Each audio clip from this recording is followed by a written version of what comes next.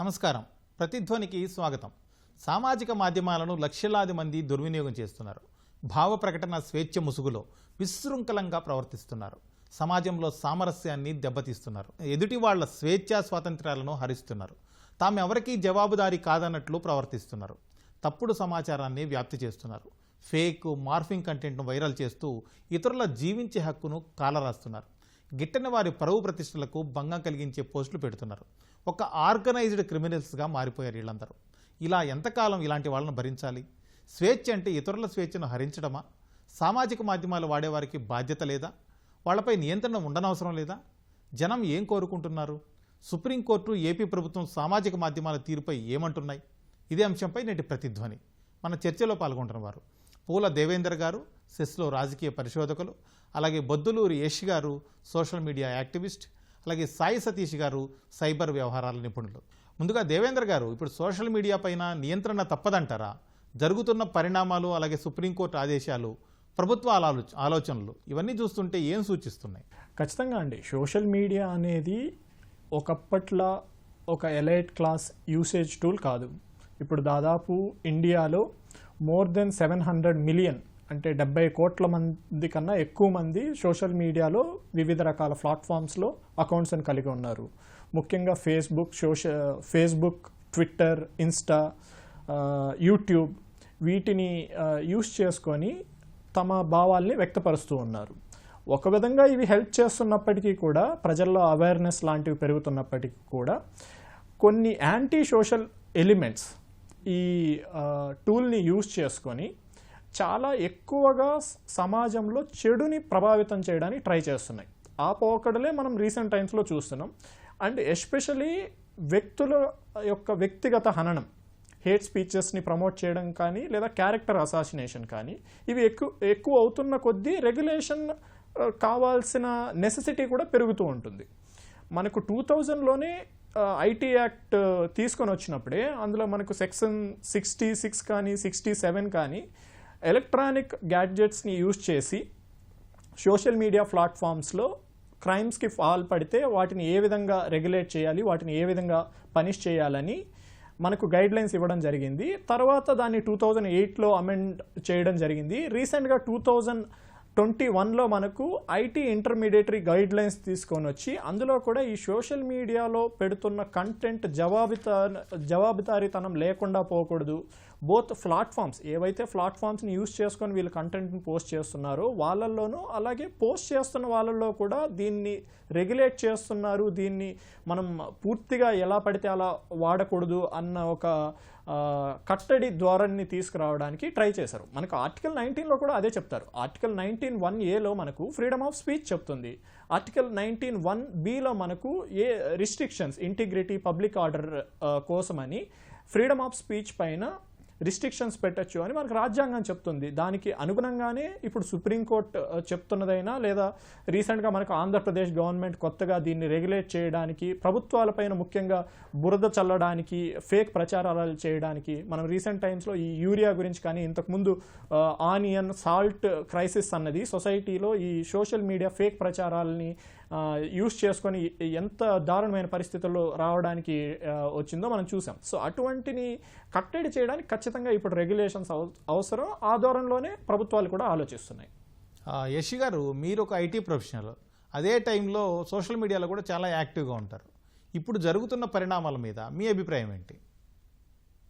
Sir, ముందుగా మన భారతదేశంలో ఫ్రీడమ్ ఆఫ్ స్పీచ్ గురించి మాట్లాడుకునే కంటే కూడా ఇతర దేశాల్లో, మరీ ముఖ్యంగా అమెరికాలో ఫ్రీడమ్ ఆఫ్ స్పీచ్ అనేది చాలా విచ్చలవిడిగా ఉంటుందండి. కానీ ఇక్కడ అమెరికాలో ప్రెసిడెంట్ ట్రంప్ గారినైనా ప్రశ్నించవచ్చు, ప్రెసిడెంట్ ట్రంప్ గారు చేస్తున్న విధానాలను ప్రశ్నించవచ్చు. కానీ లిమిటేషన్స్ అంటూ ఉంటాయి. ఒక గీత దాటితే దాని పరిణామాలు చాలా తీవ్రంగా ఉంటాయి అనే సంకేతాలు ఇక్కడ అమెరికాలో ఉంటాయి. కాబట్టి సో ఎవరు కూడా గీత దాటే ప్రయత్నం చేయరు. కానీ ఇప్పుడు ఏంటంటే మన భారతదేశంలో, మరీ ముఖ్యంగా 2 తెలుగు రాష్ట్రాల్లో, మరీ ముఖ్యంగా ఆంధ్రప్రదేశ్ రాష్ట్రంలో 2014 నుంచి 2019 వరకు చూసుకున్న పరిణామాలు, అంటే ఆ టైంలో ప్రతిపక్షంలో ఉన్న రాజకీయ పార్టీలు ఏ రకంగా విషం చిమ్మే ప్రయత్నం చేశాయి, పచ్చి అబద్ధాలు ప్రజలందరికీ చిత్రీకరించే ప్రయత్నం చేశారు.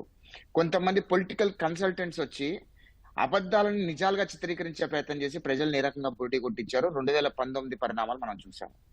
ఈ రోజు కూడా ఆంధ్రప్రదేశ్ రాష్ట్రం తీసుకుంటే గనక వ్యక్తిత్వ హననం కింద అంటే కొన్ని రాజకీయ పార్టీలు ప్రత్యర్థులను ఏ రకంగా అయితే ఎదుర్కోలేకపోతున్నారో రాజకీయంగా, వాళ్ళ కుటుంబ సభ్యులని అవహేళన చేస్తూ, వాళ్ళ కుటుంబ సభ్యులని కించపరుస్తూ, ఫోటోలు మార్ఫింగ్లు చేస్తూ, బూతులు రాస్తూ అనేక రకాలుగా అంటే చెప్పుకోలేమండి. ఇంకా ఎంత దారుణంగా ఉందంటే అంత దారుణంగా ఉంది.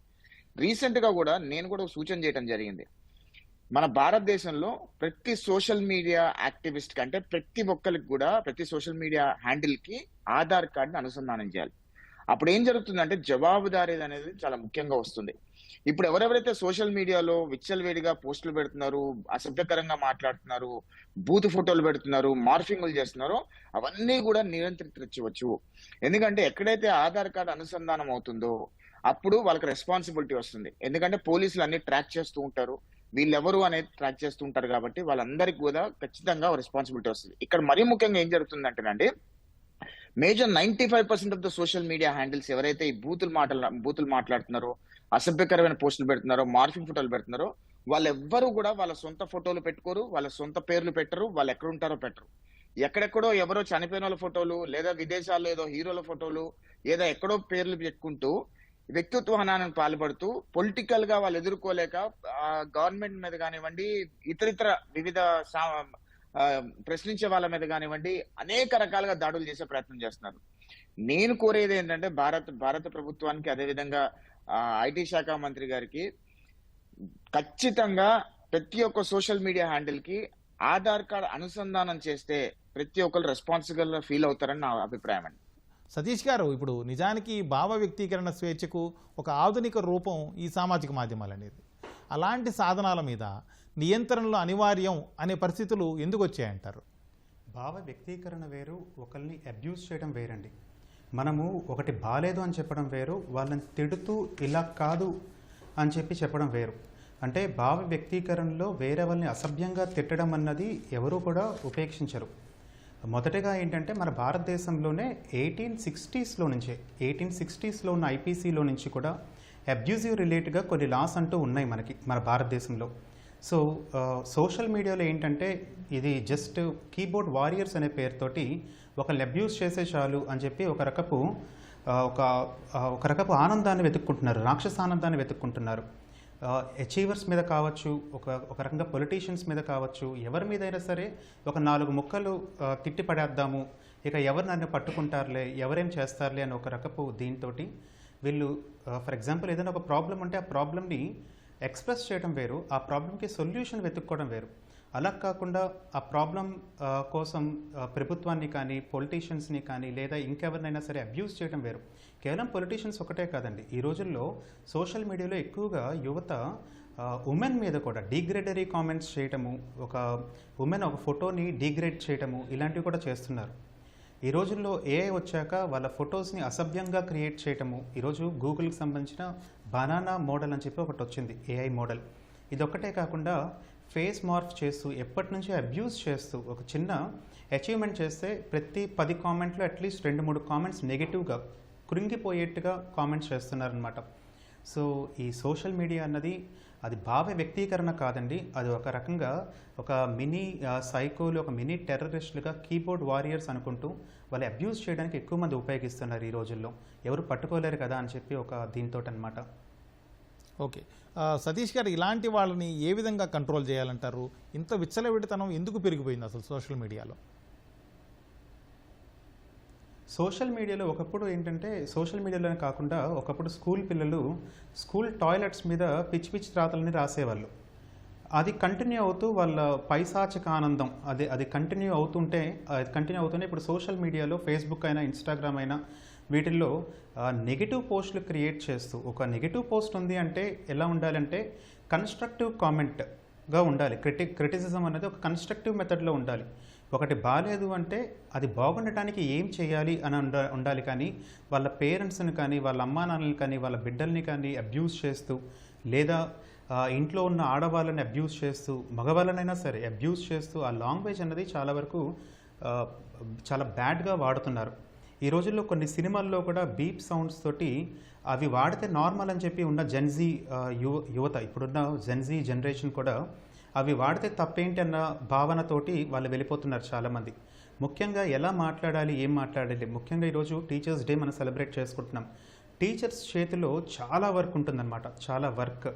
అంటే టీచర్స్ స్కూల్ టైంలో నుంచే పిల్లలకి ఈ ఆన్లైన్ అబ్యూస్ గురించి, సైబర్ అబ్యూస్ గురించి, వీటన్నిటికీ గురించి కూడా పిల్లలకి ముందుగానే ట్రైనింగ్ ఇవ్వాలి. ఇలాగ ఎలా మాట్లాడాలి, ఎలా బిహేవ్ చేయాలి, ఒక ఆడపిల్ల గురించి అయినా, ఒక పొలిటీషియన్ మీదైనా, ఒక పర్పస్ సాల్వ్ అవ్వడానికి ఎలా మాట్లాడాలి అన్నది స్కూల్ టీచర్స్ స్కూల్ టైంలో నుంచే ప్రతి ఒక్కరికి ట్రైనింగ్ ఇవ్వాల్సిన బాధ్యత అయితే ప్రస్తుతం స్కూల్ డిపార్ట్మెంట్స్ మీద, గవర్నమెంట్ మీద కూడా ఉంది. ఎందుకంటే ఏది పడితే అది కీబోర్డ్లో టైప్ చేయడానికి వచ్చు కదా, నా దగ్గర ఒక స్మార్ట్ ఫోన్ ఉంది కదా అని చెప్పి ఏది పడితే అది మాట్లాడటం, ఏది పడితే అది రాతలు రాయటం కరెక్ట్ కాదు. సమాజంలో మనం ఉన్నప్పుడు ఎలాంటి పదాలు మాట్లాడాలి, ఆ పదాల వల్ల వాళ్ళు ఎలాగా నొచ్చుకుంటారా, వాళ్ళకి ఎలాంటి ప్రాబ్లమ్స్ ఫేస్ చేస్తారు అన్నది ఆలోచించాలి. ఎవరో ఒక ఫర్ ఎగ్జాంపుల్ రీసెంట్గా పచ్చళ్ళ గురించి ఒక పర్టికులర్ అమ్మాయిది ఒక బాగా అబ్యూజింగ్ కూడా వచ్చిందనమాట. ఒక్కరిదే కాదు, కనిపిస్తున్న వాళ్ళందరినీ కూడా ఈ అబ్యూస్ చేయడమే పెట్టుకుంటున్నారు పనులు. సో ఈ స్కూల్ టైం నుంచి కూడా, ఇందులో ముఖ్యంగా ఈరోజు టీచర్స్ డే నుంచి ఇనిషియేటివ్ తీసుకోవాలి గవర్నమెంట్స్ కూడా. స్కూల్ పిల్లలకి ఫస్ట్ నుంచి ఎలా మాట్లాడాలి, ఆన్లైన్ బిహేవియర్, ఈ ఆన్లైన్ బిహేవియర్ మీద వాళ్ళకి స్పెసిఫిక్ ట్రైనింగ్ అనేది ఇవ్వాలి. స్కూల్ పిల్లలకి ఎలా బిహేవ్ చేయాలి, అక్కడి నుంచి వస్తే మనకి యువతగా తయారయ్యే టైంకి వాళ్ళు బాగుపడతారు. లేదు ఇప్పుడు యూత్కి కూడా స్పెషల్ ట్రైనింగ్ అనేది ఇవ్వాలి. లేదు ఒక ఎగ్జాంపుల్ సెట్ చేయాలి, ఇలా అబ్యూస్ చేసిన వాళ్ళకి ఇలా శిక్షలు పడుతున్నాయని చెప్పి ఎగ్జాంపుల్ సెట్ చేసిన గవర్నమెంట్ కొంతవరకు ఈ అబ్యూజింగ్ అనేది తగ్గుతుంది. దేవేంద్ర గారు, ఇప్పుడు సోషల్ మీడియా కారణంగా రాజకీయాల్లోనే కాదు, ప్రజల మధ్య కూడా, సామాన్య సమాజంలో కూడా చాలా అసహనం, ద్వేషం ఇలాంటి పెరిగిపోతున్నాయి అనే అభిప్రాయాలు చాలా బలంగా ఉన్నాయి. మీరు ఈ పరిస్థితిని ఏ విధంగా చూస్తారు, ఎలా అర్థం చేసుకుంటారు? సోషల్ మీడియా అన్నది ఇది కేవలం ఒక భూతం, దీనివల్ల అంత అన్యాయాలే జరుగుతున్నాయి, అందరికీ పవర్ వచ్చేసింది, అందరికీ ప్రకటన స్వేచ్ఛ వచ్చేసింది, ఇది కరెక్ట్ కాదండి. సోషల్ మీడియా వల్ల మంచి ఉంది, చెడు కూడా ఉంది. ఇప్పుడు ఇండియాలో నేను ఇందాక చెప్పినట్లు రీసెంట్ స్టాటిస్టిక్స్ ప్రకారం 700+ మిలియన్ యూజర్స్ ఉన్నారు. అందులో ఎంతమంది ఇలా హేట్ స్పీచ్ని ప్రమోల్గేట్ చేయడానికి ట్రై చేస్తున్నారు, మిగిలిన వాళ్ళు దాన్ని ఎంత ఎఫెక్టివ్గా యూజ్ చేసుకోవట్లేదు. నాకు తెలిసి హార్డ్లీ లెస్ దెన్ 5% యూజర్స్ మాత్రమే ఈ యాంటీ సోషల్ ఎలిమెంట్స్లో ఇన్వాల్వ్ అవుతూ ఉన్నారు. మిగిలిన 95% ఆఫ్ ద పీపుల్ అవేర్నెస్ని పెంచుకుంటున్నారు. ఫర్ ఎగ్జాంపుల్ ఇప్పుడు మనకు యూపీఐ ట్రాన్సాక్షన్సే తీసుకోండి. ఇంత రెవల్యూషనరీ చేంజ్ ఇండియాలో పేమెంట్ వ్యవస్థలో రావడానికి ఇంటర్నెట్ యూసేజ్ ఒక కారణమే కదా. సో ఏదైనా ఇప్పుడు గవర్నమెంట్ ఒక పథకాన్ని కానీ, లేదా ఒక అలర్ట్ని కానీ, డిజాస్టర్ మేనేజ్మెంట్ని కానీ చేసుకోవడంలో సోషల్ మీడియా పాత్ర ఎంత ఉంది? సో ఇప్పుడు ఈ హేట్రేడ్ అన్నది ఎందుకు వస్తుంది? ప్రజలకి ఈజీగా రీచ్ అవ్వడానికి, ప్లస్ ట్రేసబిలిటీ ఉండట్లేదు. ఇవి రెండు రీజన్. ఒకవైపు ఏమో ప్రజల్లో చాలా ఎక్కువ మంది సోషల్ మీడియా వాడుతున్నారు, సో ఈజీగా వాళ్ళని రీచ్ అవ్వచ్చు. రెండు, ట్రేసబిలిటీ ఉండదు. ఇందాక పెద్దలు చెప్తూ ఆధార్ని లింక్ చేస్తే ఈ ప్రాబ్లం ఏదో సాల్వ్ అయిపోతుంది అని అన్నారు. అది నిజానికి నియంత్రణతో పోకడలండి. మనకి ఎమర్జెన్సీ టైంలో కూడా ఎప్పుడైతే ఈ భావ ప్రకటన స్వేచ్ఛ పైన అంత దూరం వెళ్తామో అప్పుడు సమాజంలో నుంచి చాలా గట్టి రెసిస్టెన్స్ వస్తుంది. అండ్ మోరెవర్ ఇప్పుడు ఆధార్ అనేది కేవలం మన దేశంలోనే ఉంటుంది కదా, వేరే దేశంలో ఉండి కూడా పోస్టులు చేసే వాళ్ళు ఉన్నారు కదా. సో దాన్ని అలా చూడలేం మనం. అండ్ ఈ హేట్రేడ్ అన్నది ప్రజల మధ్యలో కూడా ఎందుకు పెరుగుతోంది? ఇది ఒక ఇన్స్టిట్యూషనల్ ప్రాబ్లం. సోషల్ లెవెల్లో మనకి ఈ హేట్రేడ్ అన్నది ఉంది కాబట్టి అది మనకు డిజిటల్ మీడియంలో రిఫ్లెక్ట్ అవుతుంది. For example centre for economics and social స్టడీస్లో జాదవ్ చక్రధర్ గారు రీసెర్చ్ చేసి రీసెంట్గా ఈపీడబ్ల్యూలో ఒక పేపర్ కూడా పబ్లిష్ చేశారు.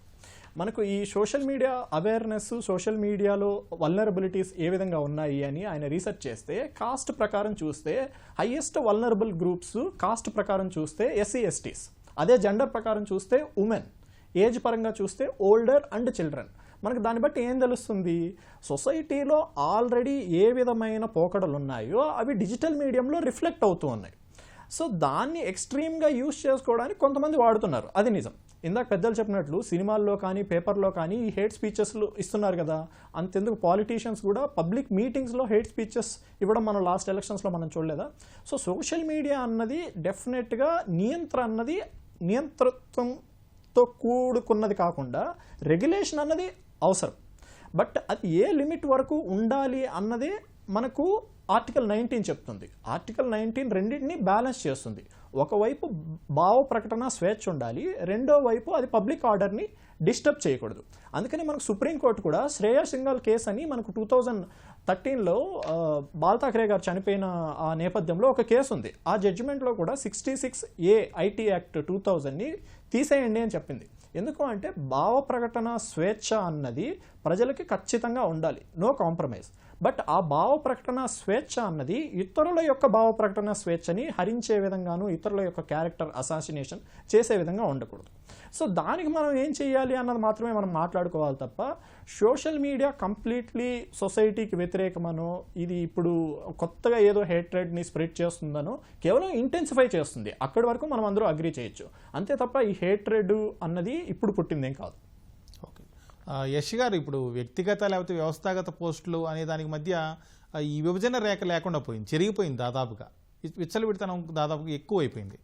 మరీ ముఖ్యంగా రాజకీయ పార్టీలు చూస్తే ఈ సోషల్ మీడియా పోస్టుల కోసమే, వీడియోల కోసమే కొన్ని ఫ్యాక్టరీలు లాంటి కొన్ని వ్యవస్థలను ఏర్పాటు చేస్తున్న పరిస్థితి. ఇట్లాంటప్పుడు ఎవరిని నమ్మాలి, ఏ పోస్టులు నమ్మాలి, ఎవరిని నమ్మకూడదు అనేటువంటి ఒక రకమైన ఆందోళన కూడా వ్యక్తం అవుతుంది. మీరేమంటారు? అంటే ఇక్కడ ఏం జరుగుతుందంటేనండి, నేను ఓపెన్ గా చెప్తాను, రాజకీయాల్లో ఇది ఎప్పటి నుంచో ఉంది, కానీ ఎప్పుడు ఇంటెన్సిఫై అయింది అన్నట్టుగా 2014 నుంచి చాలా ఎక్కువగా ఇంటెన్సిఫై అయిందండి. ముందు 2 తెలుగు రాష్ట్రాల్లో ఉండేవి, కానీ మరీ అంత విచ్చలవిడిగా బయటకు వచ్చి అబద్ధాలే నిజాలుగా చిత్రీకరించే ప్రయత్నం ఉండేది కాదు. 2014 ఎప్పుడైతే స్టేట్ బైఫర్కేట్ అయిపోయిందో, ఆంధ్రప్రదేశ్ రాష్ట్రంలో పొలిటికల్ కన్సల్టెంట్స్ వాళ్ళని ఎప్పుడైతే నియమించుకోవడం మొదలు పెట్టారో అప్పుడు టోటల్ గా గేమ్ చేంజర్ గా మారిందండి. ఉదాహరణకి అమరావతి అనే ఒక ఆంధ్రప్రదేశ్ రాష్ట్రం విడిపోయిన తర్వాత అమరావతి రాష్ట్ర రాజధానిగా కట్టుకుంటున్న సమయంలో అమరావతిలో అప్పుడున్న ప్రభుత్వం కొన్ని బిల్డింగ్లు కట్టి ఒక రూపురేఖ తీసుకొస్తుంటే ప్రతిపక్షాలు అక్కడ ఏమీ లేవు, ఎడారిగా ఉన్నంత గ్రాఫిక్స్ అని చెప్పి దాన్ని తిమ్మిన్ చేసి ప్రజల్ని నమ్మించే ప్రయత్నం చేశారు. ఆఖరికి అమరావతి ప్రాంతంలో ఉన్న వాళ్ళు కళ్ళతో చూసిన బిల్డింగ్స్ కూడా అమ్మో వీళ్ళు చెప్తుంది కరెక్టే కదా, ఇక్కడ ఏం బిల్డింగ్స్ లేవనుకుంటుగా అనే విధంగా నమ్మించే ప్రయత్నం చేశారు. సో అక్కడి నుంచి మొదలు పెడితే అది ఎక్కడి వరకు వెళ్తుందంటే ఆఖరికి ఒక ముఖ్యమంత్రులుగా పనిచేసిన వాళ్ళ ఇంట్లో వాళ్ళని బూతులు తిట్టే కాడికి, వాళ్ళ క్యారెక్టర్ అసాసినేషన్ చేసే దగ్గరికి, మంత్రులుగా పనిచేసిన వాళ్ళ ఇళ్లలో ఉన్న ఆడవాళ్ళని తిట్టే దగ్గరికి, అంటే ఎక్కడికి అంటే హద్దు ఆపు లేకుండా ఆఖరికి వాళ్ళ సొంత కుటుంబ సభ్యులు, వాళ్ళ చెల్లెల్ని కూడా వాళ్ళ సొంత సోషల్ మీడియాలోనే అత్యంత జుగుత్సాకరంగా తిట్టించే అంతగా దారుణం దాకా వెళ్ళిపోయిందండి. గత lost if you really look at last 10 years ఈ సోషల్ మీడియా మొత్తం వైబ్ వచ్చిన తర్వాత మరీ ముఖ్యంగా రాజకీయాల్లో చాలా ఎక్కువగా ఉందండి. బయట కూడా ఉండొచ్చు, కానీ మేము రాజకీయాల సైడ్ నుంచి చూస్తున్నాం కాబట్టి మాకు ఎక్కువగా కనిపిస్తుండొచ్చు, కానీ ఇది పరాకాష్ఠ చేరింది. ఇప్పుడున్న పరిస్థితుల్లో ఏంటంటే ఏది నిజమో ఏది అవాస్తవం అని తెలుసుకోవడం అనేది పెద్ద డిఫరెన్స్ కూడా లేదు. కాకపోతే ఏంటంటే ప్రభుత్వాలు కూడా ఫ్యాక్ట్ చెక్స్ అని చెప్పి ప్రతిదీ, అంటే రీసెంట్ గా కూడా ఆంధ్రప్రదేశ్ రాష్ట్ర ముఖ్యమంత్రి గారు కొత్త హెలికాప్టర్ కొన్నారు అని చెప్పి ఒక దుష్ప్రచారం స్టార్ట్ చేశారు. దాన్ని మళ్ళీ ప్రభుత్వమే కడుక్కోవాల్సి వచ్చింది. అంటే ఎట్లా అవుతుందంటే రాజకీయాల్లో ఒక అబద్ధం చెప్పేస్తే ప్రభుత్వాలే కడుక్కుంటాయిలే అంటే ఒక సామెత కూడా ఉందండి, ఏంటంటే నిజం ఊరంతా తిరిగి వచ్చే ముందు అబద్ధమే ఊరంతా తిరిగి వచ్చేస్తుంది, నిజం చెప్పులేసుకునే ముందే అబద్ధం అంతా ఊరంతా తిరిగి వస్తుంది అని అంటారు కదా. కరెక్ట్ గా యాప్ట్ గా రాజకీయాల్లో అవాస్తవాలు సోషల్ మీడియాలో అయితే అబద్ధాలు చెప్తారో అవే ప్రజలు తొందరగా ఫస్ట్ నమ్ముతున్నారు. వాస్తవాలు ఎక్కువ తొందరగా నమ్మట్లేదు ప్రజలు కూడా, ఎందుకంటే అవాస్తవాలు కూడా నిజాల్లాగా చిత్రీకరించే ప్రయత్నం చేసి పోర్ట్రీ చేసే ప్రయత్నం చేస్తున్నారు. ఇక్కడ మరీ ముఖ్యంగా వాస్తవానికి అవాస్తవానికి డిఫరెన్సియేషన్ తెలుసుకోవడంలో కొద్ది కష్టంగానే ఉంది. కాకపోతే మేజర్ గా ఎవరైతే సోషల్ యాక్టివిస్టులు ఉన్నారో, ఎవరైతే ప్రభుత్వాలు ఫ్యాక్ట్ చెక్స్ చేసి బయట పెట్టే ప్రయత్నం చేస్తుందో అవన్నీ కూడా ఫాలో అప్ అయితే కానీ వాస్తవం ఇది అని తెలుసుకోలేని పరిస్థితిలో ప్రజలు ఉన్నారు. అది వాస్తవమే. దాని కట్టడికి నేను ఇందాక మా సోదరుడు అక్కడ ప్యానెల్లో సోదరుడు చెప్పినట్టు ఆధార్ కార్డు అనుసంధానం చేస్తే కట్టడి అవుతుందా, అది మరీ ఎమర్జెన్సీకి దారి తీస్తుంది, అదే విధంగా బయట దేశాల నుంచి కూడా పోస్టులు పెడతారు కదా. అంటే నా అభిప్రాయం ఏంటంటేనండి, సోషల్ మీడియా అనేది ఈ కంట్రీకి సంబంధించిన ప్యానెల్లోకి తీసుకొస్తే ఈ కంట్రీ లిమిట్స్ లో ఎవరైతే పోస్టింగ్స్ చేస్తున్నారో ఆ పోస్టింగ్స్ ఈ కంట్రీలో కనపడాలంటే there are definitely lot of regulations where we can definitely make. ఏది కూడా భావ ప్రకటన స్వేచ్ఛను అరిచివేసే ప్రయత్నం కాదు ఇది. కాకపోతే రెస్పాన్సిబిలిటీ, జవాబుదారీ తీసుకురావాలి. ఇప్పుడు ఒక ఆడపిల్ల గురించి ఒక మార్ఫింగ్ వీడియో పెడుతున్నాడు అంటే వాడికి భయం ఉండాలి, అరే నేను దొరికిపోతాను, నేను పెట్టానంటే నేను దొరికిపోతాను, నా ఐడీస్ అన్ని కూడా గవర్నమెంట్ దగ్గర ఉన్నాయి అనే ఒక భయం, భక్తి అనేది ఉండాలి. కాబట్టి నేను ఖచ్చితంగా సోషల్ మీడియా హ్యాండిల్స్ అన్నిటికీ ఆధార్ కార్డు అనుసంధానం చేయాలని చెప్పే ప్రయత్నం చేస్తున్నాము. ఈ రిప్రజెంటేషన్ కూడా నేను పర్సనల్ గా కూడా సెంట్రల్ మినిస్టర్ గారిని కలిసి ఆ రిప్రజెంటేషన్ ఇవ్వడం జరిగింది. తప్పకుండా ఈ రెగ్యులేషన్స్ అనేది వస్తే తప్పకుండా ఇది కంట్రోల్ అయ్యే పరిస్థితి ఉండదు అని నేను భావిస్తున్నాను. సతీష్ గారు, ఇప్పుడు సాంకేతికంగా చూస్తే ఫేక్ న్యూస్, మార్ఫింగ్ వీడియోలు ఇట్లాంటి వాటిని పూర్తిగా గుర్తించడం, ఆపడం ఎంతవరకు సాధ్యం అంటారు? అలాగే ఇప్పటి వరకు ఉన్న అనుభవాలు ఏం చెబుతున్నాయి? ప్రస్తుతం ఏఐ ఎరా నడుస్తుంది. దాదాపుగా మనం వాట్సాప్ చెక్ చేసుకుంటే కొన్ని వీడియో మోడల్స్ వల్ల ఫేస్ని మార్ఫ్ చేసి వాట్సాప్లో వైరల్ చేసుకుంటూ ఉంటారు. వీటిని పూర్తిగా ఆపటం అన్నది అసాధ్యం. కానీ ఫేస్బుక్ లాంటి మీడియంలో అయితే కొంతవరకు సాధ్యపడుతుంది. ఎందుకంటే వాట్సాప్ అన్నది 1-to-1 కమ్యూనికేషన్ వెళ్తుంది. ఇదే ఫేస్బుక్ వచ్చేసరికి ఒక వీడియో అన్నది ఒక సర్వర్లో హోస్ట్ అవుతుంది, ఫేస్బుక్ వాళ్ళ సర్వర్లో హోస్ట్ అవుతుంది. సో కొంతవరకు ఫేస్బుక్ అయినా ఇన్స్టాగ్రామ్ అయినా ఇలాంటి వాటిల్లో కనుక జరుగుతూ ఉంటే కొంతవరకు ఫేక్ వీడియోస్ని రిపోర్ట్ చేసి ఆపడం జరుగుతుంది. అట్లాగే ఇప్పుడు వస్తున్న ఏఐ మోడల్స్ వల్ల ఆ ఇమేజ్ కానీ ఆ వీడియో కానీ ఏఐ రూపొందించిందా లేదా ఎక్కడైనా షూట్ చేయబడిందా అనేది క్లాసిఫికేషన్ కూడా చేయొచ్చు. ఎందుకంటే డీప్ ఫేక్స్ వచ్చాక డీప్ ఫేక్స్ని క్లాసిఫై చేసే సాఫ్ట్వేర్లు కూడా వస్తున్నాయి. సో ఇది పూర్తిగా ఆ కంపెనీ ఏదైతే సర్వర్ మెయింటైన్ చేస్తున్నాయో ఆ కంపెనీస్ ఈ డీప్ ఫేక్ డిటెక్టర్స్ని కనుక ఇంప్లిమెంట్ చేసి ఇంకా వాటిని బాగా ఆ technology specially deep fake detecting technologies కనుక అభివృద్ధి చేస్తే చాలా వరకు వీటిని కంట్రోల్ చేయగలుగుతాం. కానీ 1-to-1 కమ్యూనికేషన్ చేసుకునేవి లైక్ సిగ్నల్ కావచ్చు లేదా వాట్సాప్ కావచ్చు, ఇలాంటి వాటి దగ్గర కంప్లీట్గా నియంత్రించడం అన్నది అసాధ్యం, దాదాపుగా అసాధ్యం. కానీ కొన్నిసార్లు ఏమవుతుందంటే కొన్ని రకాల చైల్డ్ పోర్న్ లాంటివి కనుక చేస్తే ఆటోమేటిక్గా డిటెక్ట్ చేసి వాటిని స్టాప్ చేయగలుగుతున్నారు. కానీ ఇన్స్టెంట్గా అంటే బాగా పాపులర్ కాకుండా ఏదైనా కొత్త రూమర్ వచ్చిందనుకోండి, దాన్ని స్టాప్ చేయడం అనేది వాట్సాప్ లాంటి వాటిల్లో అయితే అసాధ్యమనే చెప్పుకోవచ్చు. కానీ కొన్ని రకాల ట్రూత్ ఫేక్ డిటెక్టర్స్ ఉన్నాయి. ఫర్ ఎగ్జాంపుల్ ట్రూవా కదా చెక్ చేసుకోవడానికి కొన్ని రకాల ఫ్యాక్ట్ చెక్కర్ వెబ్సైట్స్ ఉంటాయన్నమాట. ఈ ఫ్యాక్ట్ చెకింగ్ వెబ్సైట్స్లోకి వెళ్తే ఆ పర్టికులర్ ఫర్ ఎగ్జాంపుల్ ఒక గవర్నమెంట్ వాళ్ళు ఫ్రీగా సిలిండర్స్ ఇస్తున్నారని చెప్పి ఒక అడ్వర్టైజ్మెంట్ వచ్చిందనుకోండి, ఒక యాడ్ వచ్చిందనుకోండి, అది అవునా కాదా చెక్ చేసుకోవడానికి ఫ్యాక్ట్ చెకింగ్ వెబ్సైట్స్ ప్రైవేట్వి ఉన్నాయి, అలాగే గవర్నమెంట్వి కూడా ఫ్యాక్ట్ చెకింగ్ వెబ్సైట్స్ చాలా ఉన్నాయి. సో వాటిల్లో చెక్ చేసుకుంటే బాగుంటుంది. దేవేంద్ర గారు, ఇప్పుడు ఎవరో అన్నారు, లేకపోతే కోర్టులు ప్రశ్నిస్తున్నాయనో, లేకపోతే ప్రభుత్వం ఆగ్రహంగా ఉందనో, ఇట్లాంటి విషయాల సంగతి పక్కన పెడితే అసలు ఇవాళ సోషల్ మీడియా వినియోగం చూస్తుంటే మీకేమనిపిస్తుంది? ముఖ్యంగా పొలిటికల్ పోస్టుల విషయంలో ఎలా ఉందంటారు? సోషల్ మీడియా అన్నది డెఫినెట్గా రెండు వైపులా పదునున్న కత్తి. మనకు ఎన్ని నెగిటివ్స్ ఉన్నాయో అన్ని పాజిటివ్స్ కూడా ఉన్నాయి. ఫర్ ఎగ్జాంపుల్, మనకు అమెరికాలో కేంబ్రిడ్జ్ అనలిటికా అన్న అంశం వచ్చినప్పుడు సోషల్ మీడియాని యూస్ చేసి పొలిటికల్ ఓరియంటేషన్ని ఇన్ఫ్లుయెన్స్ చేస్తున్నారు అని చెప్పినప్పుడు అది కేవలం అమెరికాలోనే కాదు, ప్రపంచవ్యాప్తంగా అదొక పెను సంచలనం. ఇక మీదట వ్యక్తులకు అసలు సొంత ఆలోచనలు అన్నవే ఉండవు. సోషల్ మీడియా ఈ అల్గారిథం ప్రోగ్రామ్స్ ఏవైతే ఉన్నాయో ఇవే మనుషుల యొక్క ఆలోచనలు కూడా కంట్రోల్ చేస్తున్నాయి అని అన్నారు. కానీ ఇదే సోషల్ మీడియాని యూస్ చేసి అరబ్ స్ప్రింగ్ అన్న ఫినామినా మనం చూసాం.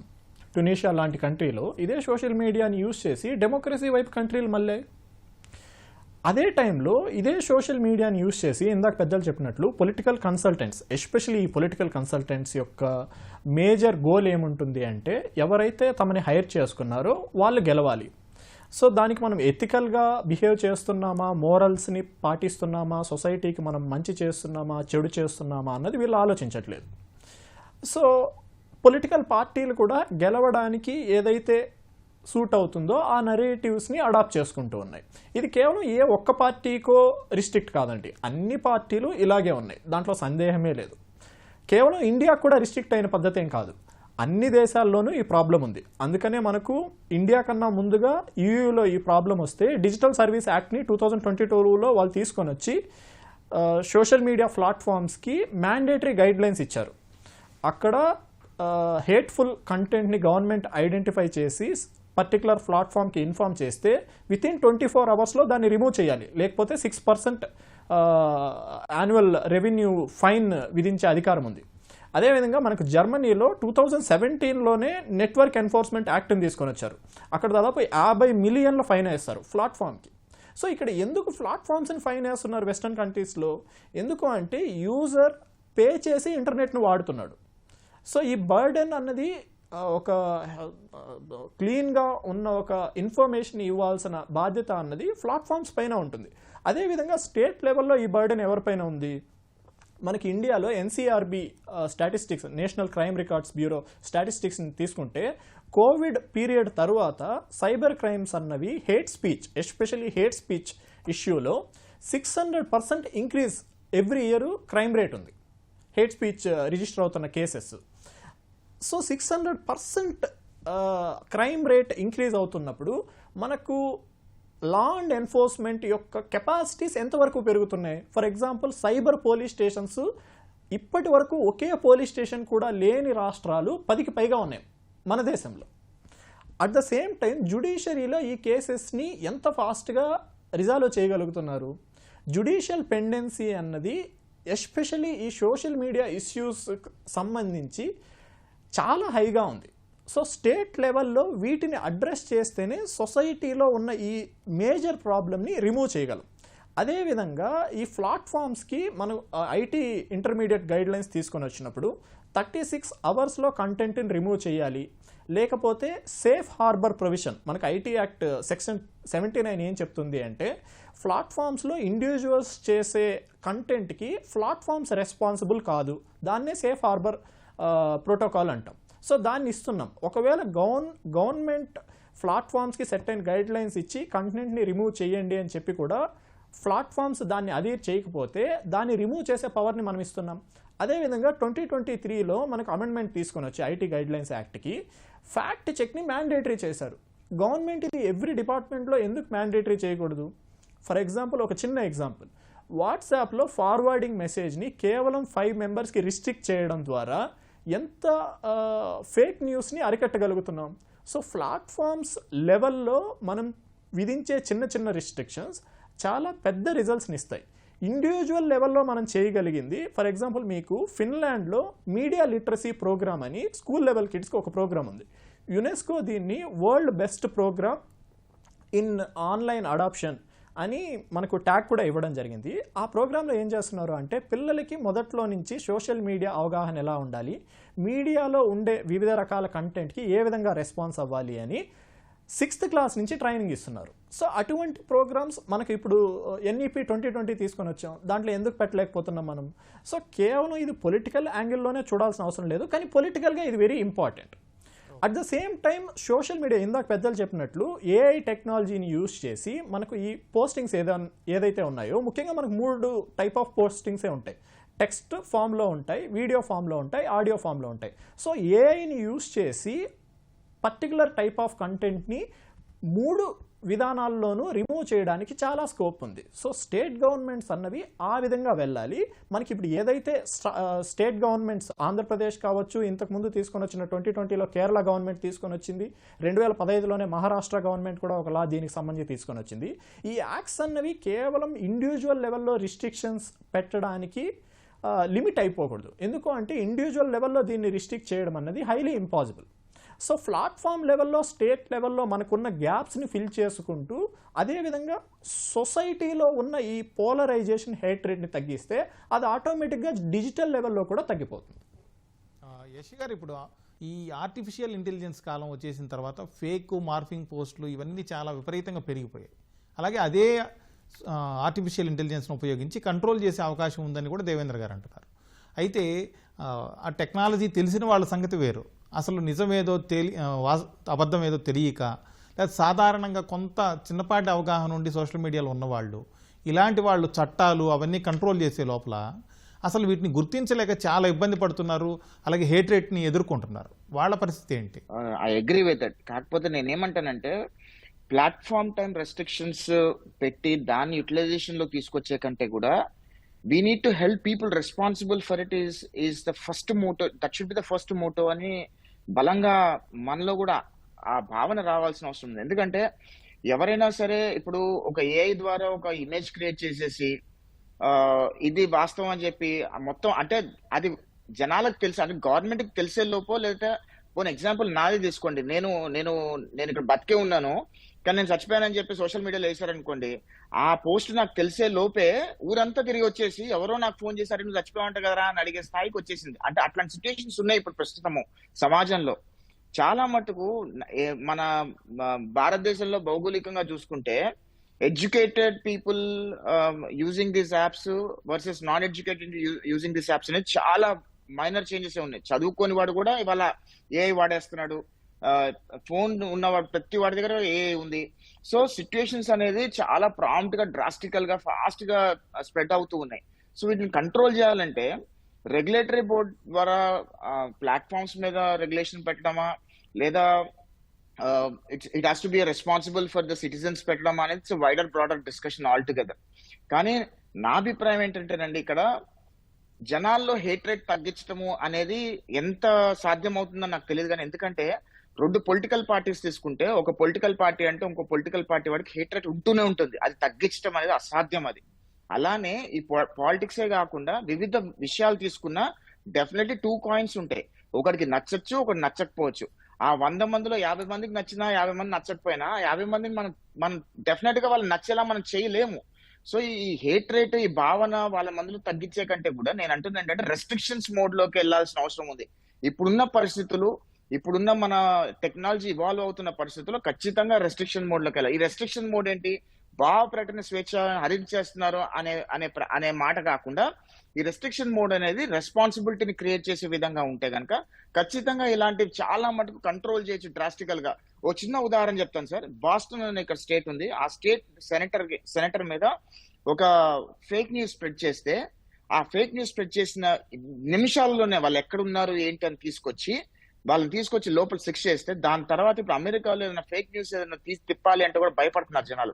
అంతెందుకండి, ప్రెసిడెంట్ ట్రంప్ గారి మీద ఎన్నో రకాల వివాదాస్పద నిర్ణయాలు తీసుకుంటున్నారు. దాని మీద అందరికీ రకరకాలుగా ఉన్నాయి. కానీ ఎవరు కూడా ఇక్కడ ఎందుకు పోస్ట్ గానీ, వాళ్ళ భావ ప్రకటన స్వేచ్ఛ ఉన్నా గానీ ఆయనకు వ్యతిరేకంగా వెళ్ళి మాట్లాడే ప్రయత్నం చేయట్లేదు. అది నియంత్రిత కాదు, రెస్పాన్సిబిలిటీ క్రియేట్ చేస్తే ఖచ్చితంగా కొన్ని ఒపీనియన్స్ అనేది, ఆయనకున్న ఒపీనియన్ అనేది కొన్ని పాలిస్డ్ వేలో పెట్టే ప్రయత్నం చేయొచ్చు అనే అభిప్రాయంలో భాగంగానే రెస్పాన్సిబిలిటీ క్రియేట్ చేయాలనుకుంటున్నామండి. సతీష్ గారు, ఇప్పుడు సోషల్ మీడియా ఖాతాల్లో చాలా విచ్చలవిడిగా వరదలాగా వచ్చేస్తూ ఉంటాయి. వాటిల్లో ఏది కరెక్టు, ఏది అబద్ధం, ఏది తప్పు అని తెలుసుకోవాలంటే చాలామంది కష్టం. దీనికి సంబంధించి ఏమైనా ఫిల్టర్లు, యాడ్ ఆన్లు లాంటి సాంకేతిక సాధనాలు ఉన్నాయా? ఒక కామన్ సోషల్ మీడియా యూజరు ఏం చేయొచ్చు? ముందుగా ప్రతి ఒక్కరికి కూడా కావాల్సింది కామన్ సెన్స్. ఏదైనా ఒక సోషల్ మీడియాలో ఒక మెసేజ్ కానీ, ఇమేజెస్ కానీ, వీడియోస్ కానీ వస్తే వాళ్ళు థింక్ చేయాలి. THINK అంటే వేరే వాళ్ళకి ఫార్వర్డ్ చేయడానికి ముందు they have to think. T అంటే ట్రూవా కాదా చెక్ చేసుకోవాలి. అసలు నిజమా కాదా ఎక్కడ చెక్ చేసుకోవచ్చు? ఫ్యాక్ట్ చెక్కర్స్ లాంటి వెబ్సైట్లలోనూ, కొన్ని రకాల గవర్నమెంట్వి ఉంటాయి, ప్రైవేటివి కూడా ఉంటాయి. అలాంటి వెబ్సైట్స్లో ఫ్యాక్ట్ చెక్కర్స్ దాంట్లో వెతుక్కోవాలి. రెండోది హెచ్ అంటే హెల్ప్ఫుల్ మెసేజ్ అయితేనే ఫార్వర్డ్ చేయాలి. లేదు, హెల్ప్ఫుల్ మెసేజ్ కాకపోతే అది ఫార్వర్డ్ చేయకూడదు. ఐ అంటే ఇన్స్పైరింగ్ మెసేజ్. అది ఆ మెసేజ్ ఫార్వర్డ్ చేయడం వల్ల ఎవరికైనా ఇన్స్పైర్ అవుతారు. ఫర్ ఎగ్జాంపుల్ అబ్దుల్ కలాం గారు మెసేజెస్ ఉంటాయి. అబ్దుల్ కలాం గారు టీచర్స్ సంబంధించిన ఓత్ ఒకటి క్రియేట్ చేశారు, 10 పాయింట్స్ ఓత్. అలాంటివి షేర్ చేస్తే ఇన్స్పైర్ అవుతారు. ఒకవేళ ఇన్స్పైర్ మెసేజ్ కాకపోతే షేర్ చేయకూడదు. ఎన్ ఫర్ నెససరీ. అసలు ఈ మెసేజ్ ఫార్వర్డ్ చేయడానికి అవసరం లేదా ఆలోచించాలి. అలాగే చివరిది H for helpful message. Helpful message అయితే షేర్ చేయాలి, లేకపోతే షేర్ చేయకూడదు. ఇలా ప్రతి ఒక్కళ్ళు కూడా స్వీయ నియంత్రణ. ఈ మెసేజ్ 10 మందికి ఉపయోగపడుతుందా, ఉపయోగపడితేనే షేర్ చేయాలి. అన్నెసరిగా హేట్ రేట్ క్రియేట్ చేయడం కానీ, అన్నెసరిగా అబ్యూస్ చేయడం కానీ, అన్నెసరిగా ఇలాంటివి అన్నెసరీ థింగ్స్ షేర్ చేయడం వల్ల వాళ్ళకు కూడా ఒక రకంగా బ్యాడ్ రిమార్క్సే వస్తాయి. ఒకరిని హేట్ చేయడం అన్నది కంప్లీట్గా వేరు. అండ్ కన్స్ట్రక్టివ్ క్రిటిసిజం అన్నది యాక్సెప్ట్ చేయొచ్చు. భావ ప్రకటన స్వేచ్ఛల్లో ఖచ్చితంగా కన్స్ట్రక్టివ్ క్రిటిసిజం అన్నది యాక్సెప్ట్ చేయాలి. అంతేగాని ఆ క్రిటిసిజంలో కనుక అబ్యూజివ్ పదాలు కనుక ఉంటే ఎవరు కూడా, ఏ పార్టీ అయినా కావచ్చు, ఏ పర్సన్ అయినా కావచ్చు, వాటిని యాక్సెప్ట్ చేయకూడదు. ముఖ్యంగా వాడే పదాలు, ఎలాంటి పదాలు వాడాలి అన్నది వాళ్ళు చెక్ చేసుకోవాలి. ఆ పదాలు బట్టి అది కన్స్ట్రక్టివ్ క్రిటిసిజమా లేకపోతే అబ్యూజివ్ లాంగ్వేజ్లో వాడుతున్నారన్నది చూస్తారు. దేవేంద్ర గారు, ఇప్పుడు వివిధ రాజకీయ పార్టీలు, సోషల్ మీడియా విభాగాలు, లేకపోతే అవి చేస్తున్న ఫేక్ ప్రచారాలు ప్రభుత్వాల్ని తలకిందులు చేసే పరిస్థితి వరకు వచ్చింది. ఈ పరిణామాలని ఎలా చూడాలి? ఇది ఇమ్మీడియట్గా ప్రజల్ని రీచ్ అవ్వడానికి ఒక మాధ్యమంగా ఎవాల్వ్ అయిందండి. More and more social media users ఎప్పుడైతే పెరుగుతున్నారో పొలిటికల్ పార్టీస్కి ఇది చాలా ఈజీగా మారిపోయింది ప్రజల్ని. అండ్ మోర్ ఎవర్ ఇప్పుడు ఫర్ ఎగ్జాంపుల్ మనం మోడల్ కోడ్ని తీసుకున్నాం అనుకోండి, ఎలక్షన్స్కి ముందు అంటే ఎలక్షన్ జరిగే రోజు 48 అవర్స్ ముందు ప్రచారాన్ని ఆపేయాలి. కానీ సోషల్ మీడియాలో ప్రచారాన్ని ఎలా ఆపేస్తాం? సో అలాగే మామూలు ఛానల్స్లో మనకు కొన్ని రిస్ట్రిక్షన్స్ ఉంటాయి, మోరల్ నార్మ్స్ ఉంటాయి. అలాగే దానికి రెస్పాన్సిబిలిటీ అంటే అకౌంటబుల్గా కూడా అవుతాం మనం ఏదన్నా మాట్లాడినా ప్రచారం చేసినా. సోషల్ మీడియాలో ఇటువంటి అకౌంటబిలిటీ రావడానికి ఛాన్స్ లేదు. అండ్ మోర్ ఎవర్ ఒక పార్టీ వాళ్ళు ఇంకొక పార్టీ గురించి ఏం మాట్లాడినా కానీ దీన్ని ఎవరు చేస్తున్నారు అన్నది తెలియదు. ఇంకొక భయంకరమైన రీసెంట్ ట్రెండ్ ఏంటి అంటే న్యూట్రల్ ఇన్ఫ్లుయెన్సర్స్ ఎవరైతే ఉంటారో వాళ్ళ చేత మనకు కావాల్సిన కంటెంట్ని చేపించుకోవడం. సో ఇవన్నీ కూడా కలిసి సోషల్ మీడియాని పొలిటికల్ పార్టీస్కి ఒక అడ్వాంటేజియస్ థింగ్గా మారిపోయిందనమాట పొలిటికల్ పార్టీస్కి. అండ్ మోరెవర్ ఇందాక పెద్దలు చెప్తున్నట్లు మనకు ఇండివిజువల్ లెవెల్లో ఎందుకు కంట్రోలింగ్ కష్టమవుతుంది అంటే, అండ్ మోరెవర్ సోషల్ మీడియాలో ఉన్న పాజిటివ్ ఎఫెక్ట్స్ని నెగిటివ్గా ఎలా మారుస్తున్నారు అంటే, ఫర్ ఎగ్జాంపుల్ ఒక అతను కన్స్ట్రక్టివ్ క్రిటిసిజమే చేస్తూ ఉన్నా కానీ మన పార్టీ పవర్లో ఉంటే వాళ్ళపైన ఫోర్స్ని ఇంపోజ్ చేస్తున్నాం. అండ్ మనకు అది జ్యుడిషియరీలో ఆ కేసు నుంచి అతను బయటపడేటప్పటికీ కొన్ని డెకేడ్స్ కూడా గడిచిపోతూ ఉంటాయి. మన లా అండ్ ఆర్డర్ సిస్టంలో మనం గాంధీ గారి ప్రిన్సిపల్ని ఫాలో అవుతూ ఉంటాం. 100 మంది తప్పు చేసిన వాళ్ళు తప్పించుకున్నా పర్లేదు కానీ ఒక్క నిర్దోషికి కూడా శిక్ష పడకూడదు అని. కానీ ఇక్కడ ఏం జరుగుతుంది, పొలిటికల్ పార్టీస్ తమకు పర్సనల్గా ఉన్న వెండెట్టాస్ని ఇంట్రెస్ట్ని దృష్టిలో ఉంచుకొని ఎవరు పవర్లో ఉంటే వాళ్ళకి ఎవరైతే సపోర్ట్ చేస్తున్నారో ఆ సోషల్ మీడియాకి పేమెంట్ చేసిన దాఖలాలు కూడా చూసాం. ఆంధ్రప్రదేశ్లోనే కొన్ని సోషల్ మీడియా ఛానల్స్కి ఏపీ ఫైబర్ నెట్ నుంచి ప్రభుత్వానికి కొంతమంది వ్యక్తులకి సంబంధించిన పోస్టులు పాజిటివ్గా పెట్టడానికి డబ్బులు ఇచ్చిన పరిస్థితులను చూసాం. ఇది కేవలం ఆంధ్రప్రదేశ్లోనే కాదు, అన్ని రాష్ట్రాల్లోనే ఉంది. అన్ని పార్టీలు కూడా పవర్ని అబ్యూస్ చేశాయి. అదేవిధంగా ఎప్పుడైతే కొంతమంది వ్యక్తులు నిజాలని బయటికి తీసి కన్స్ట్రక్టివ్ క్రిటిసిజం అని ఏదైతే చెప్తున్నామో దానిలో భాగంగా ప్రభుత్వం చేస్తున్న తప్పుల్ని వెత్తి చూపిస్తున్నప్పుడు వాళ్ళని టార్గెట్ చేసుకోవడానికి ఇటువంటి లాస్ని వాడే ప్రమాదం ఉంది. అందుకనే సుప్రీంకోర్టు గైడ్ లైన్స్ ఇచ్చినా సరే లేదా గవర్నమెంట్స్ లా రూపంలో తీసుకొని వచ్చినా సరే ఈ బ్యాలెన్స్ అన్నది చాలా జాగ్రత్తగా డివైస్ చేయాలి. అండ్ ఒకవేళ ఒక వ్యక్తి చెయ్యని తప్పుకి సోషల్ మీడియాలో పనిష్ చేసే సిచ్యువేషనే వస్తే అతను బయటపడడానికి మార్గాల్ని కూడా ఈ లాలోనే రూపొందించాలి. పొలిటికల్ పార్టీల పైన కూడా ఈ బాధ్యత ఉంది. ఎందుకు అంటే end of the day political parties are also answerable to the people. కాబట్టి ఈ బ్యాలెన్స్ని మనం కాపాడుకోవడానికి లెజిస్లేషన్ జరిగే టైంలో స్టేక్ హోల్డర్ అప్రోచ్ అన్నది తీసుకోవాలి. కేవలం కొన్ని పొలిటికల్ పార్టీల వెర్షనో లేదా గవర్నమెంట్ వెర్షనో కాకుండా సోషల్ మీడియాలో ఉన్న యాక్టివిస్టులను కూడా ఏ విధమైన ప్రాబ్లమ్స్ ఉన్నాయి, జ్యుడిషియల్ ఎక్స్పర్ట్స్ని కూడా తీసుకొని వచ్చి దీన్ని ఏ విధంగా మనం చేయగలం, అలాగే టెక్నికల్ ఎక్స్పర్ట్స్, ఇందాక ఏఐ గురించి మీరు మాట్లాడుతున్నారు, టెక్నికల్ ఎక్స్పర్ట్స్ని కూడా తీసుకొని వచ్చి ఒక లెజిస్లేషన్ చేసేటప్పుడు దీంట్లో ఎవరైతే ఇన్వాల్వ్ అయి ఉన్నారో పాజిటివ్స్ నెగిటివ్స్ అన్ని వైపులా స్టేక్ హోల్డర్స్ని తీసుకొని వచ్చి దానిపైన ఒక డిబేట్ పెట్టి మనకు కమిటీస్ని అపాయింట్ చేసి తర్వాత ఒక లెజిస్లేషన్ని తీసుకొని వస్తే ఒక కాంప్రహెన్సివ్ లెజిస్లేషన్ అన్నది క్రియేట్ అవుతుంది. అంతే తప్ప ఇప్పుడు ఏదో ఒక సిచ్యువేషన్ క్రియేట్ అయిపోయింది అని చెప్పి దానికి రెస్పాన్సివ్గా ఒకటి తయారు చేస్తే మళ్ళీ దాంట్లో ఉన్న లొసుగుల్ని వెతుక్కొని కొంతమంది మళ్ళీ లాభపడే ఛాన్సెస్, కొంతమందికి కీడు చేసే సిచ్యువేషన్స్ క్రియేట్ అవుతాయి. యశ్ గారు, ఇప్పుడు ప్రతిపక్షంలో ఉన్నటువంటి కొన్ని ప్రధాన పార్టీలు సోషల్ మీడియా మీద విచ్చలవిడిగా భారీ ఎత్తున నిధుల్ని ఖర్చు చేస్తున్నాయి. చాలా దానికోసం అలాంటివి మెసేజ్ని స్ప్రెడ్ చేయడం కోసం వందలాది మందిని నియమించుకుని మరీ పనిచేస్తూ ఉన్నాయి.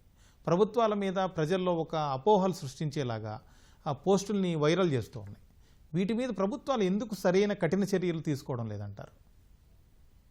సార్, ఇక్కడ ప్రాబ్లం ఏంటంటే సార్, ప్రభుత్వాలు కఠిన చర్యలు తీసుకోవట్లేదు అని అనేకంటే కూడా ఉదాహరణ చెప్తాను సార్. ఇప్పుడు ఏంటంటే ఇప్పుడున్న ప్రభుత్వం ఆంధ్రప్రదేశ్ రాష్ట్ర ప్రభుత్వం కానివ్వండి, తెలంగాణ రాష్ట్ర ప్రభుత్వం కానివ్వండి, ఎగ్జాంపుల్ ఉదాహరణకి చంద్రబాబు నాయుడు గారు కూటమి ప్రభుత్వం, వాళ్ళు చేస్తున్న మంచి పనులు చేసుకుంటూ వాళ్ళు అభివృద్ధి చేసుకుంటూ వెళ్తుంటే వెనక నుంచి పదే పదే దుమ్మెత్తి పోసే ప్రయత్నం చేస్తున్నారు, అవాస్తవాలు చెప్పే ప్రయత్నం చేస్తున్నారు. ఇక్కడ ప్రభుత్వం అభివృద్ధి మీద ఫోకస్ పెట్టాలా, సంక్షేమం మీద ఫోకస్ పెట్టాలా, రాష్ట్రంలో ఉన్న ప్రజలకు కావాల్సిన నీడ్స్ మీద ఫోకస్ పెట్టాలా, లేదా వీళ్ళు ఏదైతే దుష్ప్రచారాలు చేస్తున్నారో దాన్ని కౌంటర్ చేసే ప్రయత్నం చేయాలా? అంటే ఇట్స్ ఆల్ అబౌట్ సైకిల్ అండి. సిచ్యువేషన్ ఏంటంటే ఇక్కడ ఎగ్జాంపుల్ నా ఉదాహరణ తీసుకోండి. 2019 నుంచి 2024 వరకు ఆనాటి జగన్మోహన్ రెడ్డి గారి ప్రభుత్వం చేస్తున్న అరాచకాల మీద, అకృత్యాల మీద నిరంతరంగా సోషల్ మీడియా వేదిక మీద వాస్తవాలు ప్రజలకు అందించే ప్రయత్నం చేస్తున్నాం. వాస్తవాలు ప్రజలకు అందిస్తుంటే నేను ఏదైతే మాట్లాడుతున్నానో నా గొంతు నొక్కేయడం కోసం మా పేరెంట్స్ మీద దాడి చేశారు, నా మీద కేసులు పెట్టారు, అనేక రకాలుగా ఇబ్బందులు పెట్టి భయభ్రాంతులు గురేసే ప్రయత్నం చేశారు. ఎందుకు? వాస్తవాలు ప్రజలు చేరవేస్తున్నాం కాబట్టి. అదే అవాస్తవాలు ఇప్పుడు చేరవేస్తున్నా సరే ఇప్పుడున్న ప్రభుత్వము కనీసము అంటే అంత ఎందుకు వాళ్ళని అరెస్ట్ చేయాలి, దాని మీద ఎందుకు టైం వేస్ట్ చేసుకోవాలి, మనం అభివృద్ధి మీద ఫోకస్ పెట్టాలి, సంక్షేమం మీద ఫోకస్ పెట్టాలని చెప్పి చంద్రబాబు నాయుడు గారి ప్రభుత్వం, కూటమి ప్రభుత్వం ఆ వేలో వెళ్తుంది కాబట్టే ఇలాంటి వాళ్ళందరూ విచ్చలవిడిగా పెరిగిపోతున్నారు. ఉదాహరణకి 2014 నుంచి 2019 వరకు చంద్రబాబు నాయుడు గారి ప్రభుత్వం 2019లో ఓడిపోవడానికి కారణం కూడా ఆనాటి ప్రతిపక్ష పార్టీ వైఎస్ఆర్ కాంగ్రెస్ పార్టీ విచ్చలవిడిగా పచ్చి అబద్ధాలు చిత్రీకరించే ప్రయత్నం చేస్తే ప్రజలందరూ నమ్మి మోసపోయి చంద్రబాబు నాయుడు గారి ప్రభుత్వం కూలిపోవడం జరిగింది. దాని తర్వాత జగన్మోహన్ రెడ్డి గారు రావడం జరిగింది. ఇలా కొన్ని చాలా బ్రాడర్ వేలో చాలా ఉదాహరణలు ఉన్నాయి.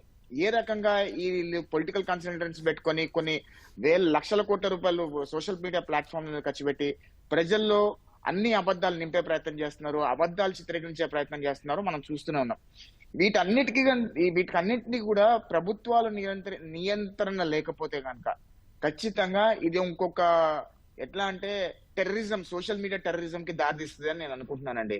ఎందుకంటే సోషల్ మీడియాలో కూడా ఈ రోజుకి ఇప్పుడు జరుగుతున్న పరిణామాలకి ఉగ్రవాదులు ఒకప్పుడు అంటే టెక్నాలజీ లేనప్పుడు ఉగ్రవాదులు ఏ రకంగా అయితే దేశాలను ధ్వంసం చేయాలనుకొని ప్లాన్లు వేసే వాళ్ళు ఉన్నారో ఈ రకంగా ఇప్పుడు సోషల్ మీడియా ప్లాట్ఫామ్ లో ఉగ్రవాదం అనేది ఇనిషియల్ స్టేజ్ లో ఉంది. దీన్ని కంట్రోల్ చేయకపోతే కనుక ఆ సోషల్ మీడియా ఉగ్రవాదం అనేది చాలా భయంకరంగా, చాలా దారుణంగా ముందుకెళ్లి అది ఎంతో కొంత సొసైటీని డ్యామేజ్ చేసే అంత ప్రమాదం కూడా ఉంది అన్న అభిప్రాయం. దానిలో భాగంగానే సెంట్రల్ గవర్నమెంట్ ఖచ్చితంగా ఇది next parliament social media acting కోసం కానివ్వండి, దీనిలో కట్టడి చేసే దాని మీద చర్యలు తీసుకొని దాన్ని కొలిక్కి తీసుకొచ్చి రెస్ట్రిక్షన్ ఫార్మాట్ లో తీసుకొస్తే ఖచ్చితంగా ప్రజలకు బాగుంటుందని నా అభిప్రాయం. సతీష్ గారు, ఇప్పుడు సోషల్ మీడియాలో ఇష్టారాజ్యంగా ఎవరి మీదైనా ఏమైనా పోస్టులు చేయొచ్చు, అదేమని గట్టిగా ప్రశ్నిస్తే మాత్రం భావ ప్రకటన స్వేచ్ఛ అంటారు. ఇది ఎంతవరకు సమర్థనీయం? అసలు ఇలాంటి వాటి నియంత్రణకు వచ్చే చట్టాలు ఏ విధంగా ఉండాలి? అంటే ఒకప్పుడు సెక్షన్ 66A అన్నది ఒకప్పుడు ఉండేది, దాని తర్వాత స్క్రాప్ చేశారు. బట్ అయినప్పటికీ కూడా కొన్ని రకాల సెక్షన్స్ ఉన్నాయి మనకి. 63 కావచ్చు, 64 కావచ్చు సెక్షన్ ఐటీ యాక్ట్లో. అలాగే ఐపీసీలో అయితే 499 కావచ్చు, 500 కావచ్చు. ఈ సెక్షన్స్ ఏంటంటే ఎవరినైనా అబ్యూస్ చేయటము, లేదా స్పెషల్లీ ఉమెన్ రిలేటెడ్గా ఎవరినైనా అబ్యూస్ చేయటము, లేదా డిఫేమ్ చేయటము, ఎవరినైనా వాళ్ళని అవమానించడము, ఇలాంటి వాటికైతే ప్రస్తుతానికి కూడా అలాంటి సెక్షన్స్ అయితే ఉన్నాయి. 499 కావచ్చు, 500 సెక్షన్. అలాగే ఐపీసీలోనే 504 ఒకటి, 505 ఒకటి. ఈ సెక్షన్స్ ఇప్పటికి కూడా ఎవరినైనా డిఫేమ్ చేసినా, లేకపోతే ఒకరితో అబద్ధం చెప్తూ వాళ్ళు చేయని పని చేస్తున్నట్టుగా అబ్యూస్ చేస్తున్నప్పటికీ కూడా ఇలాంటి సెక్షన్స్ అయితే ఉన్నాయి. బట్ దాన్ని ప్రాపర్గా ఇనిషియేటివ్ అయితే చేయాలి. బట్ ఈ సెక్షన్స్ని మిస్యూజ్ చేసుకోకుండా చూడటం కూడా ప్రభుత్వం చూసుకోవాల్సిన బాధ్యత. ఎందుకంటే కన్స్ట్రక్టివ్ క్రిటిసిజం ప్రతి ఒక్కరు యాక్సెప్ట్ చేయాల్సిందే. కన్స్ట్రక్టివ్ క్రిటిసిజం కాకుండా ఇంకేదైనా పబ్లిక్ యాక్టివిటీస్లో, అది కూడా ఎవరిని పడితే వాళ్ళు మళ్ళీ క్రిటిసైజ్ చేయడానికి కూడా లేదు. పబ్లిక్ యాక్టివిటీస్లోనే క్రిటిసిజంకి కొంతవరకు యాక్సెప్టెన్స్ ఉంటుంది. ఎవరైనా ఒక డ్యాన్స్ బాగాలేదనో, ఒక పాట బాగాలేదనో కన్స్ట్రక్టివ్గా మాట్లాడటం వేరు. అది పబ్లిక్ ప్లాట్ఫామ్స్లో తెలియచేయడం కన్నా మంచి అన్నది మైక్లో చెప్పండి, చెడు అన్నది చెవిలో చెప్పండి అన్నట్టుగా ఎవరైనా ఒక వ్యక్తి సరిగ్గా చేయలేకపోతే, పెర్ఫార్మెన్స్ సరిగ్గా లేకపోతే, ఫర్ ఎగ్జాంపుల్ సరిగ్గా డ్యాన్స్ చేయలేదు, కింద అబ్యూజివ్ కామెంట్స్ చేయడం కన్నా ఆ పర్సన్కి పర్సనల్గా చెప్పుకోవడం బెటర్. లేదు ఆ అబ్యూజివ్ కామెంట్ చేయడం వల్ల వాళ్ళు బాగుపడతారు, ఆ డ్యాన్స్ బాగా చేస్తారు నెక్స్ట్ టైం అనుకుంటే కొంతవరకు కన్స్ట్రక్టివ్ కామెంట్గా చేయొచ్చు. అంతేకాని డిస్ట్రక్టివ్గా, కృంగిపోయేట్టుగా, ఇంకా ఎప్పటికే డ్యాన్స్ చేయకుండా ఉండాలి అన్న తపన ఆలోచన రానివ్వకుండా కమెంట్స్ చేయకూడదు. ఇది కేవలం పొలిటికల్ రిలేటెడ్గానే కాదండి.